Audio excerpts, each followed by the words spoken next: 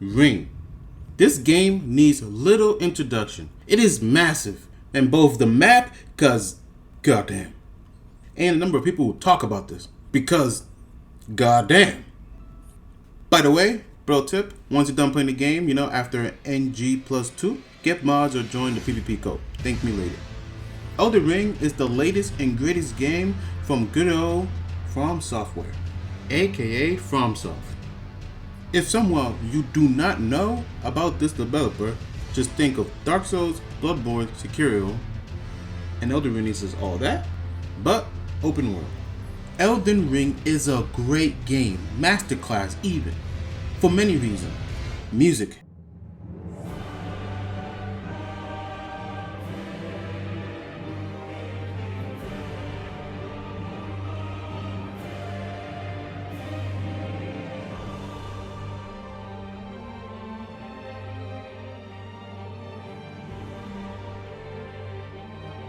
Art.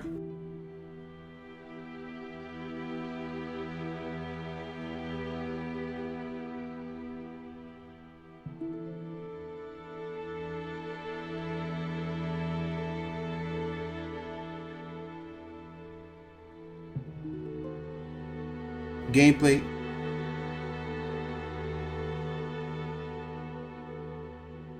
And the world.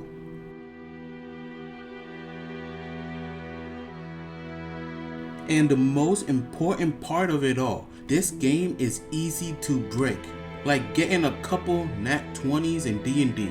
Let me explain. If you know what you're doing, pick one of these two. And if you know where you're going, what items to get, you can break this game over your knee. Sure, the game will still put up a fight, but break it nonetheless. One of the best features of this game, that's not a feature, but needs to be talked about nonetheless, is you can beat this game in too many ways. Too goddamn many ways. Honestly, just go on YouTube and type in Elden Ring Challenge. And Lord, there's too much of this. The sheer fact that it's feasible is impressive. Some mad lad decided to do it while rolling into enemies. A true gaming king. Okay, but what's the game about? I'm talking all this without saying anything, so let's get into the details. This game starts like every other or most Souls-like game, post-apocalyptic fantasy setting. Demon Souls began the trend, but Dark Souls made it famous. So welcome to the lands between, where everything sucks. The king and or queen had an episode and pretty much ruined the whole world by shattering the Elden Ring. But why? Well, the game doesn't really tell you, and doesn't explain anything. It just tells you to go fix it and do something about the situation. Now, some of you will think that the game is bare bones when it comes to its lore and its details with the history. But you're wrong. You're just wrong. You're wrong. Let me just say it again. You're wrong. The developers, FromSoft, can tell you everything about this game. But then some people would be out of a job and they got bills to pay. This is honestly a reciprocal relationship. The game comes out, no one knows what it's about. These people explain it, so the game gets more people to buy it, which in turn leads more people to watch their videos. Honestly, it's amazing. Not gonna lie, that's how I got into Dark Souls 1. Vadi B and Epic Name Bro. Plus Dave Control. So, shout out to them. The Elden Ring. It's very simple. Go fix it. I mentioned this game is like D&D because you can play the game however you want. You can be a warrior, an assassin,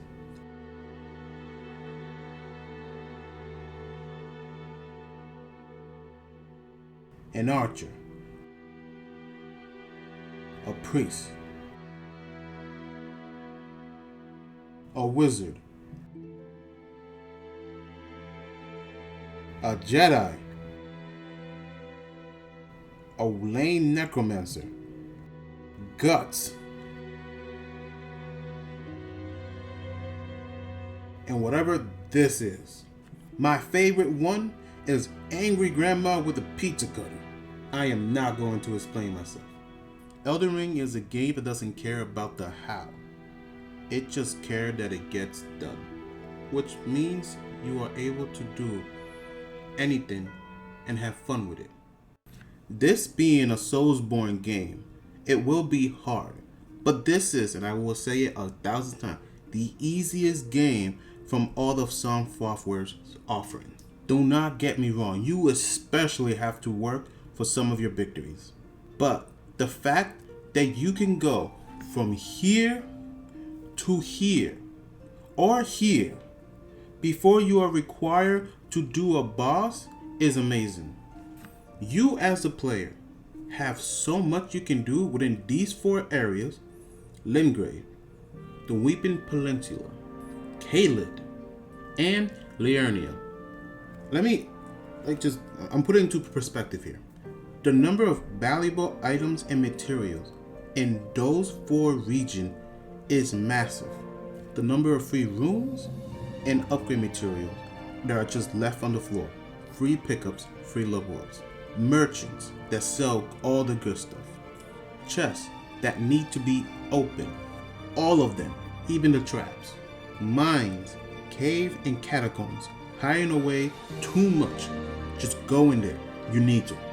It's a requirement. I'm saying it is. Just do it. And a few of the forts that are a must. This is not debatable. You have to do some of these forts. Especially this one.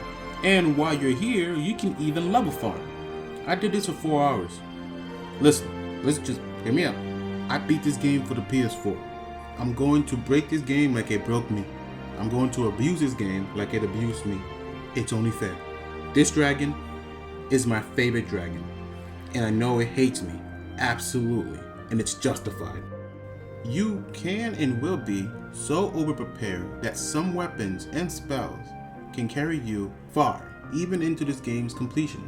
For any new player, this game could take you anywhere from 80 to 120 hours.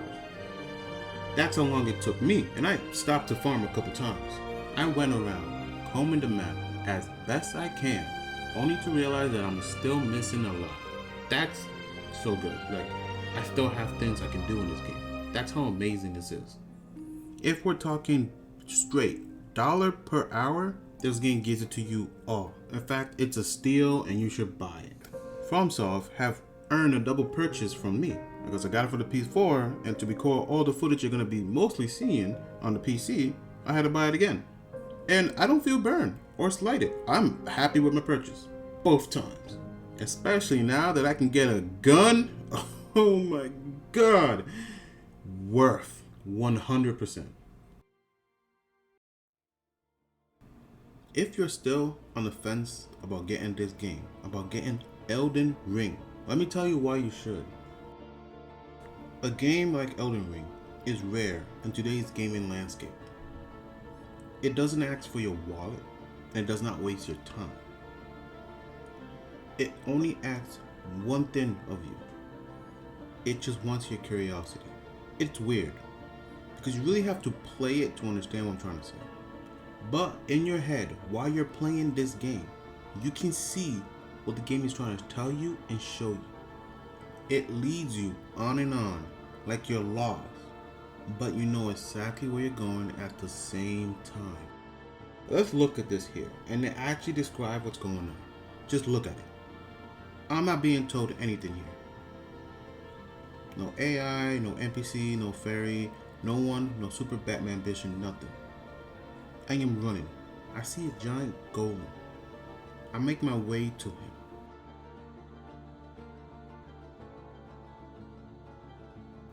As I'm dealing with him, I see another one, but this time there's an archer behind him. Already, the stakes have gotten even higher. I make a wrong move. I take too long and I think I'm hiding someone well. No, I get hit. I am told I'm taking too long to make a decision, so I run towards the archer. I know I'm gonna get hit, so I hide it behind a pillar.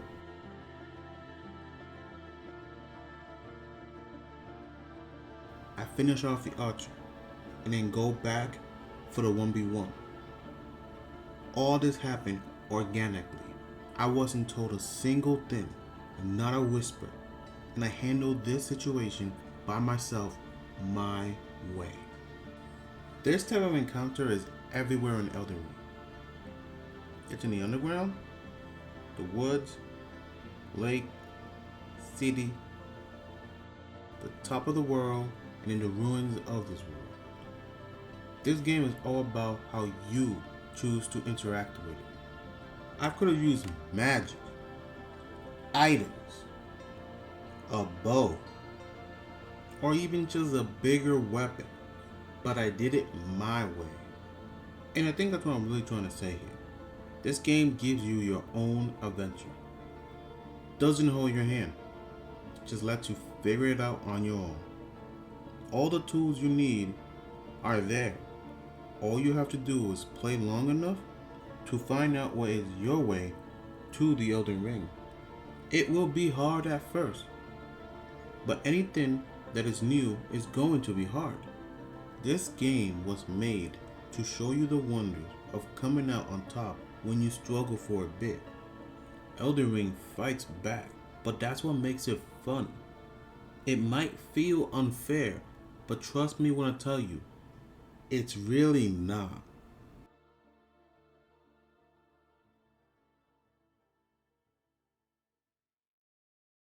If me, a humble box, were to give this game a rating, I will say a 7 out of 10 if this is your first Souls game. It is such a departure from the norm that I can see people disliking it but falling in love with it as they play along.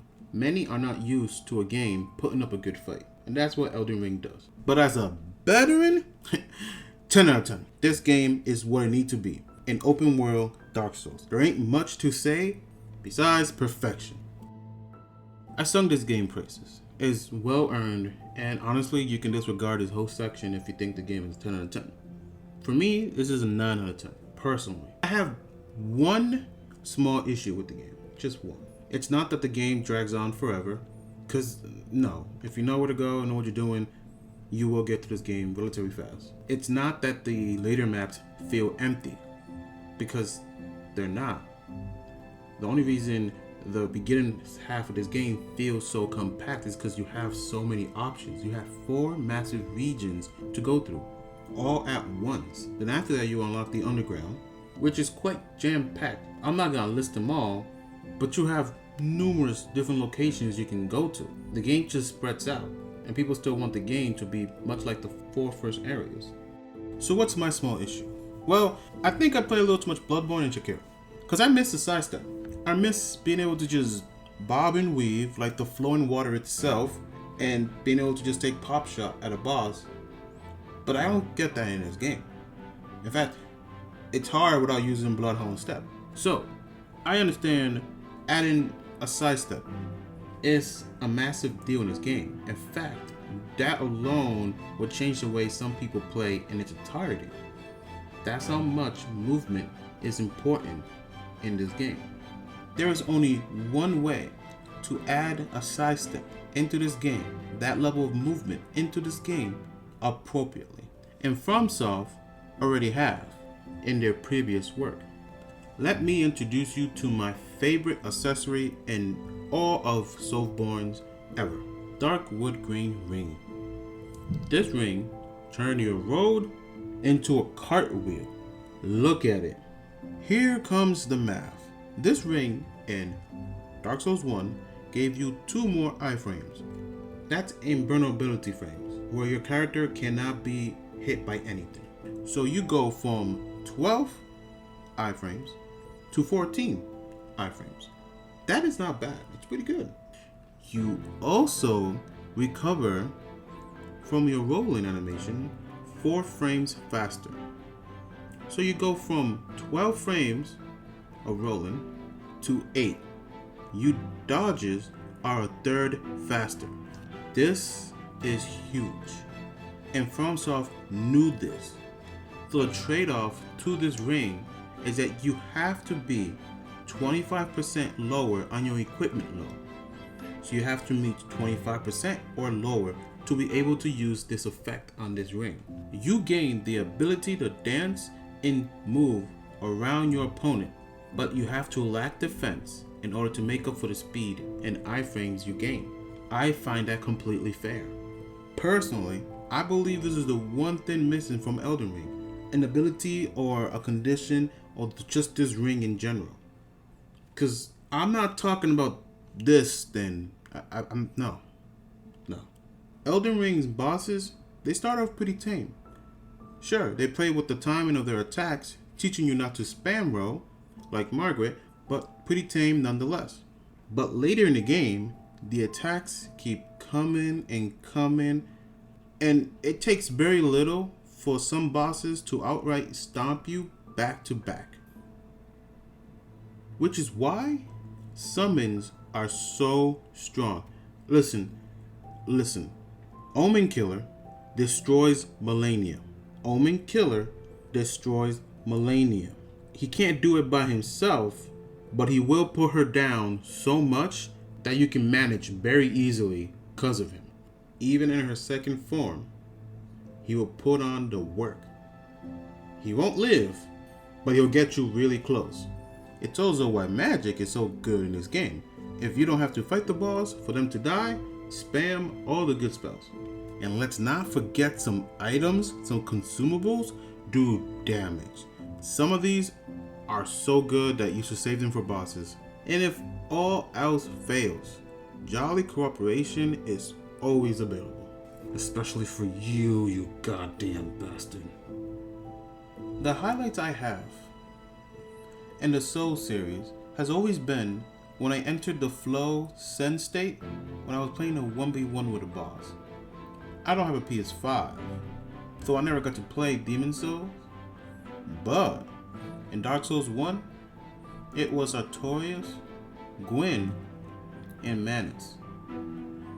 In Dark Souls 2, it was Sir Alon and the Fume Knight. In Dark Souls 3, it was Gale, Abyss Watcher Phase 2, Champion Gundyr, and Sullivan. In Sekiro, it was a lot of the bosses, but my standouts are the Sword Saint, Tomori, and the GOAT Ishin. This man put me through the ringer, and I loved it.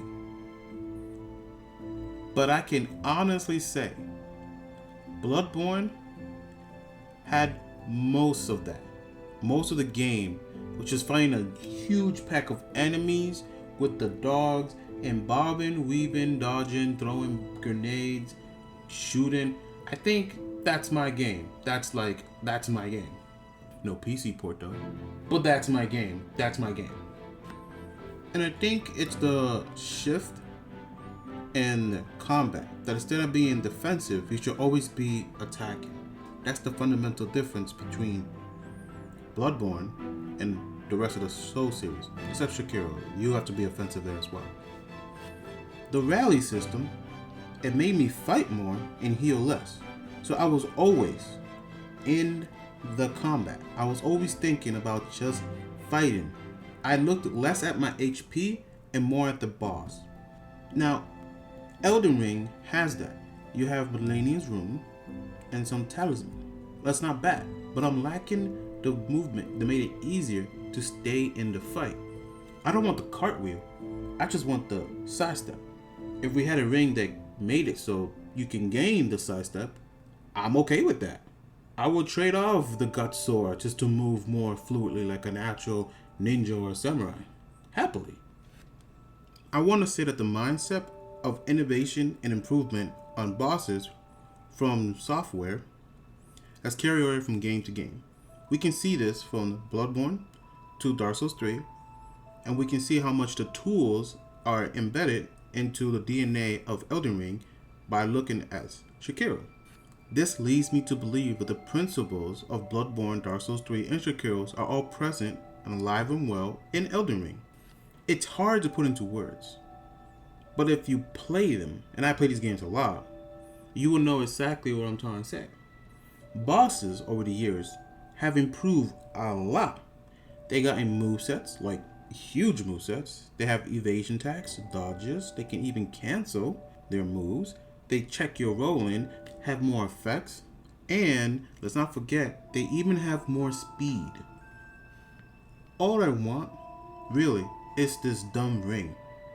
The ability to smooth, groove, and juke. I don't care about the healing from Bloodborne.